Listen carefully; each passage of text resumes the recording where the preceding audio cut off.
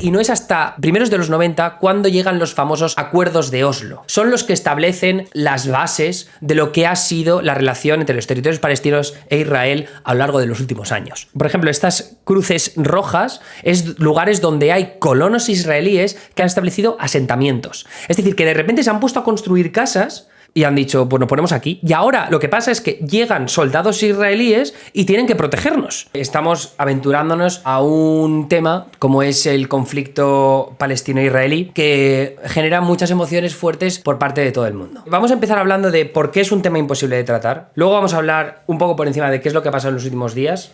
Y luego, sobre todo, especialmente, vamos a dar el contexto histórico de lo que está pasando, ¿no? Como se ha visto en los últimos días en redes sociales, el asunto es que como lo que ha ocurrido es una atrocidad y una barbarie inhumana, es absolutamente terrible lo que ha ocurrido, parece que sea imposible aprovechar la oportunidad informativa para hablar del conflicto palestino-israelí y hablar de dónde viene todo lo que se está desatando ahora, tanto de lo que ha hecho Hamás como de las represalias posteriores israelíes.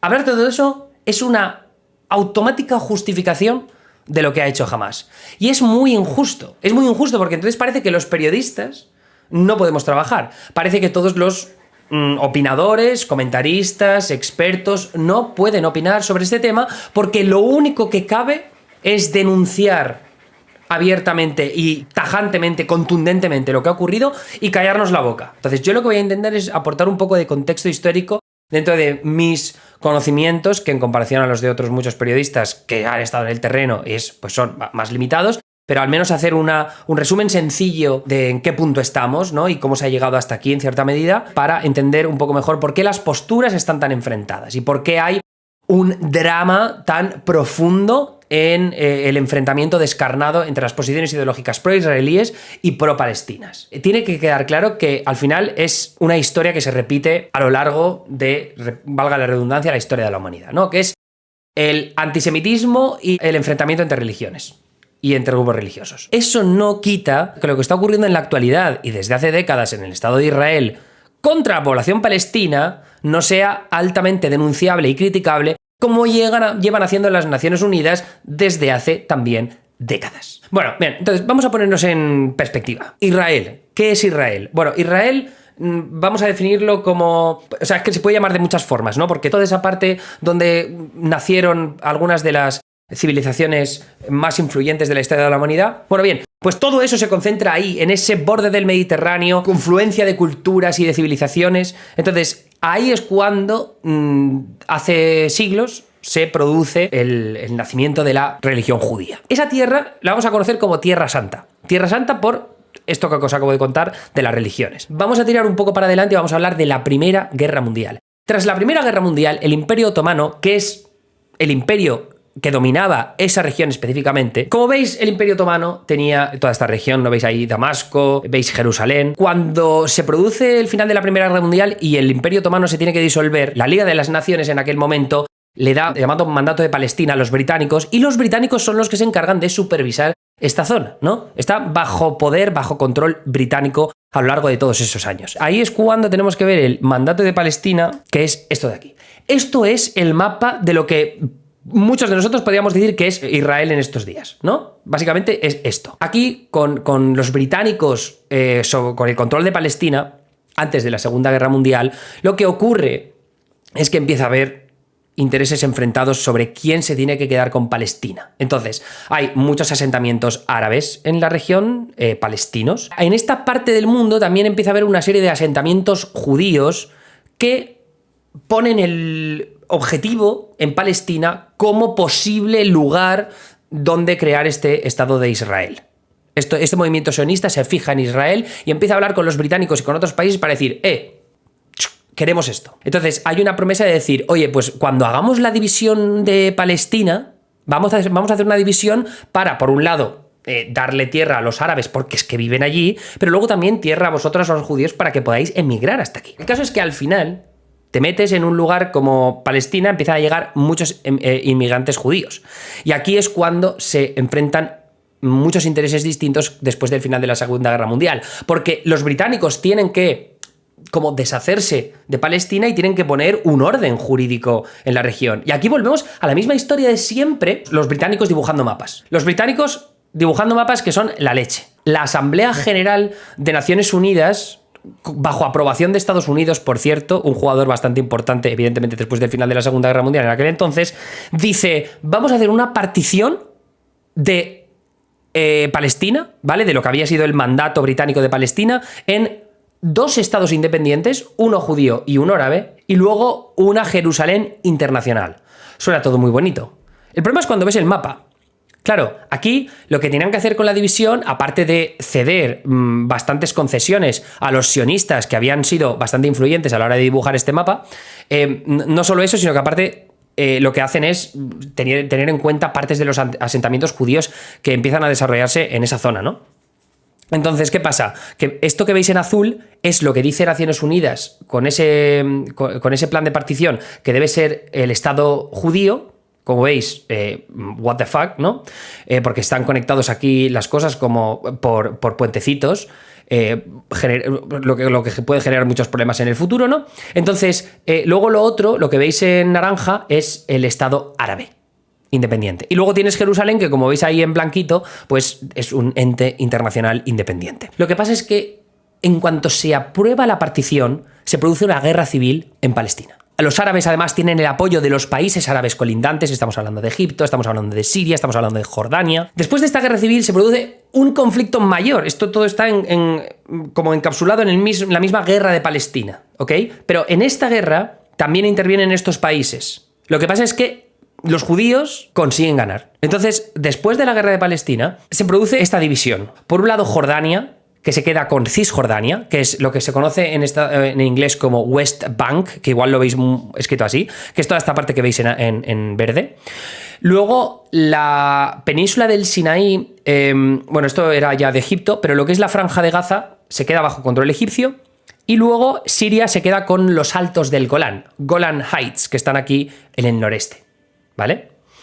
El problema es que en el año 67, se produce la Guerra de los 6 días, que es de nuevo con las tensiones que hay entre el Estado de Israel, declarado después de la Segunda Guerra Mundial, y esos países de la Liga Árabe que están en los alrededores, pues se produce otra guerra. La guerra solo dura 6 días, los israelíes tienen superioridad militar y además estratégicamente los destrozan, y entonces ahí es cuando Israel ocupa otros territorios que en su momento pues, no estaban bajo su control, al menos no después de la Segunda Guerra Mundial, y eso incluye Cisjordania, por tanto se quedan con toda esta parte, incluyendo el este de Jerusalén, que supuestamente tenía que ser una ciudad internacional, se quedan no solo con la Franja de Gaza, sino con toda la península del Sinaí, y luego se quedan también con los altos del Golán, ¿no? Supuestamente de Siria.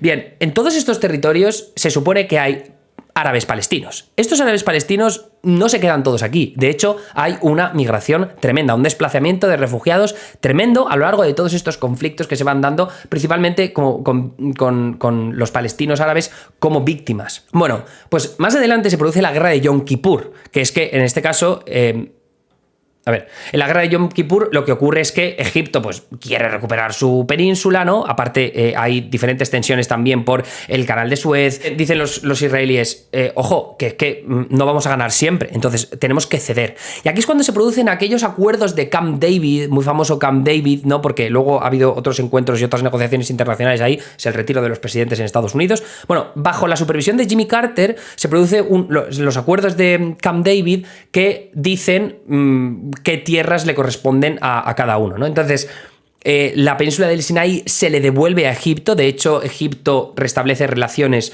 con Israel. Hay un reconocimiento del Estado de Israel, lo cual es un paso bastante importante. No pasa lo mismo con el resto de naciones árabes de la zona, pero bueno, eso es lo que pasa en ese momento. Y, por otro lado, hay la intención de reconocer territorios palestinos. No se respeta del todo, no se respeta básicamente, y no es hasta primeros de los 90, cuando llegan los famosos acuerdos de Oslo, ¿vale? También por mediación de Estados Unidos y de otros países. Y los acuerdos de Oslo son los que establecen las bases de lo que ha sido la relación entre los territorios palestinos e Israel a lo largo de los últimos años. Esto es ahora mismo el Israel de la actualidad, ¿no? Y el que se ha definido de alguna forma con los acuerdos de Oslo de 1991 y 92, me parece.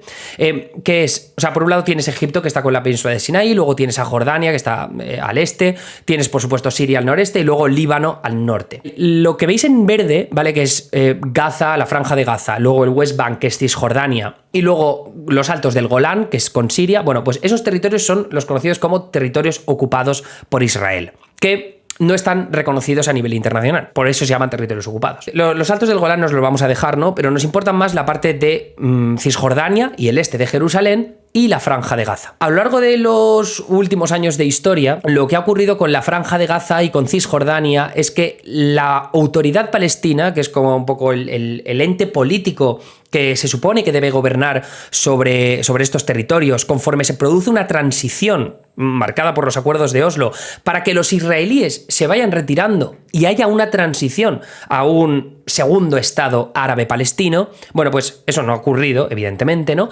Pero lo que ha pasado es que la franja de Gaza, desde el año 2006, cuando se produjeron las últimas elecciones en esa franja, allí ganó un partido político que en realidad es Hamás, ¿no? Que es reconocido como grupo terrorista por varias entidades internacionales, incluido Estados Unidos y creo que la Unión Europea también, aunque de esto no estoy 100% seguro. Pero la franja de Gaza está representada por Hamás, o sea, la autoridad política, ¿vale? Y administrativa y lo que quieras es Hamás, mientras que en Cisjordania es la autoridad palestina, ¿vale? Entonces hay que ver esas dos diferencias. Pero el caso es que la franja de Gaza, como digo, ha sido víctima de un bloqueo mucho más bestia de lo que podemos ver en Cisjordania, ¿no? En el West Bank. Dicho lo cual, eso no significa que Cisjordania no pase por situaciones complicadas. Y ahora lo veremos con el mapa de los acuerdos de Oslo, que es una cosa...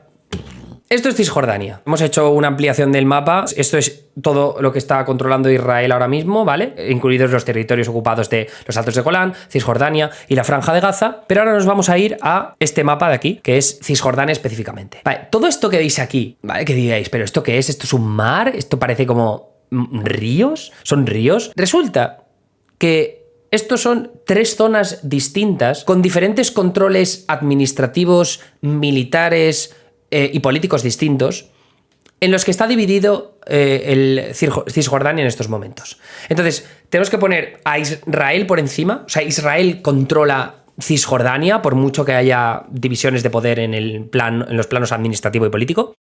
Y luego tenemos a la autoridad palestina. Y lo que veis en azul oscuro, eso es completamente restringida para palestinos, pero la zona azul clarito sí que puede haber trayectos de palestinos, siempre con una autorización, tienen que pasar por puestos de seguridad. Y luego la zona blanca es donde están los árabes palestinos gobernados por su propio gobierno, con la policía local que tienen ellos también, todo dentro de lo que es la autoridad palestina. Entonces, como podéis ver, esto es un pifostio de la leche, ¿no? Porque lo que significa es que tú, de zonas, por ejemplo, si vives en Nablus y quieres llegar hasta Salfit, tienes que pasar por distintos puestos de seguridad y si tienes autorización para ello, ¿no? Entonces, esto genera muchos problemas para el comercio, para la interacción entre familias que puedan vivir en unos lugares u otros. No solo eso, sino que aparte también Israel puede hacer lo que quiera a la hora de decir, vale, cerramos este puesto de seguridad o este puesto fronterizo entre una zona, una isla y otra. Veis aquí que, por ejemplo, habla de los requerimientos de paso, ¿no?, que tienes que tener. Aquí veréis aquí como distintos puestos de seguridad. Aquí tenéis vallas que ponen entre distintas... o sea, esto lo ponen, claro, pensad que es alrededor de todas estas fronteras que ha delimitado Israel. ¿No se me abre ahora? Ah, vale, ahora. Es que es un mapa bastante grande y tarda en cargar. Pero claro, aquí lo fascinante de ver es que tienes muy buena conexión entre las distintas ciudades y aldeas palestinas, pero en el momento que te enfrentas a uno de estas zonas azules controladas por el ejército israelí, es cuando ya los palestinos se encuentran con muchas limitaciones de movimiento. No solo eso, sino que aparte tienes... por ejemplo, estas cruces rojas es lugares donde hay colonos israelíes que han establecido asentamientos. Es decir, que de repente se han puesto a construir casas, se han trasladado ahí judíos, ¿no?, israelíes, y han dicho, pues nos ponemos aquí. Y ahora lo que pasa es que llegan soldados israelíes y tienen que protegernos, ¿no? Y esto es como poco a poco van recortándole terrenos los israelíes, los colonos israelíes, a los palestinos, a los árabes palestinos. Entonces, esto es algo que lleva ocurriendo desde hace décadas. Y Estados Unidos, que es el mayor aliado internacional de Israel, sabe perfectamente que esto está ocurriendo. Y lo saben porque lo han denunciado. O sea, Estados Unidos es un aliado brutal de Israel, que les lleva dando pasta, y hablo de miles de millones de dólares, desde hace décadas.